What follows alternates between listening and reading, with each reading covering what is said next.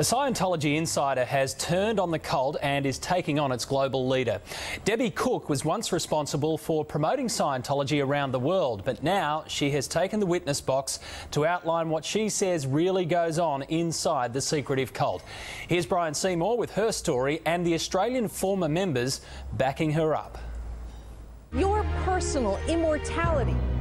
Never in the history of Scientology have so many moved into the OT band. He ordered his secretary to slap me, and she slapped me so hard I fell over into the chairs. Is it a church?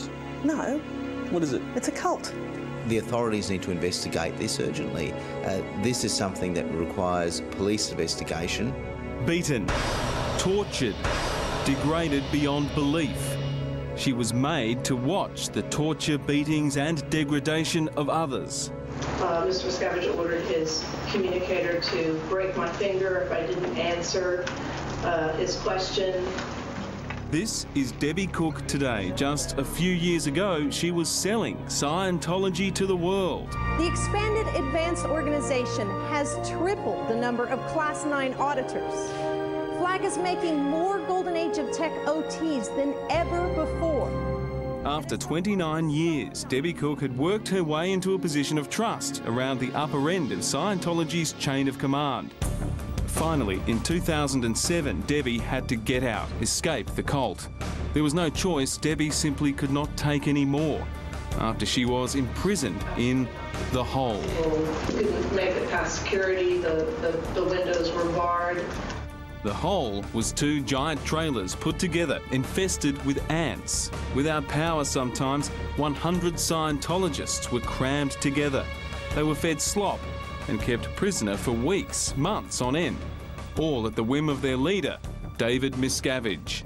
And you were a 40-something-year-old woman with a very, very respected job. Yes. Debbie says she was stood up and screamed at by 100 Scientologists for hours on end as they dumped buckets of cold water over her head, all as punishment for her crime, wanting to leave. We're here in a serious matter, on a serious matter. We're here to formalize the signing of an agreement.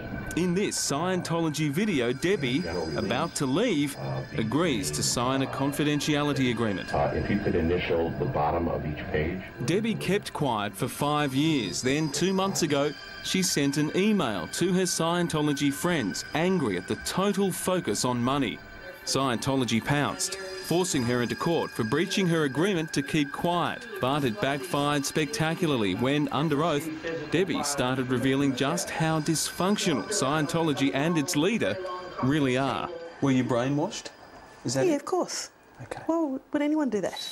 Peter O'Brien worked in the Australian labour camp we showed you 2 weeks ago, where adults and children, including Shane Kelsey, were forced into hard labour and deprivation, just like their American brethren. Grotty, you had to make the space livable where you were sent. And it really begs the question, what are the authorities in Australia doing to protect people against this sort of abuse? Independent federal Senator Nick Xenophon is horrified, not only by Debbie Cook's account of Scientology's abuse, but also because it's happening to Australians here. How can these gross violations of human rights happen under our noses, in our suburbs? Peter O'Brien wants to see Scientology dismantled and closed down. Why would anyone need anything from the Church of Scientology if they know that they're not actually doing or helping people? They're not doing what they say. In fact, they're ripping them off, they're abusing their generosity, their help. What they do to their members is nothing short of outrageous. It's a complete denial of their human rights.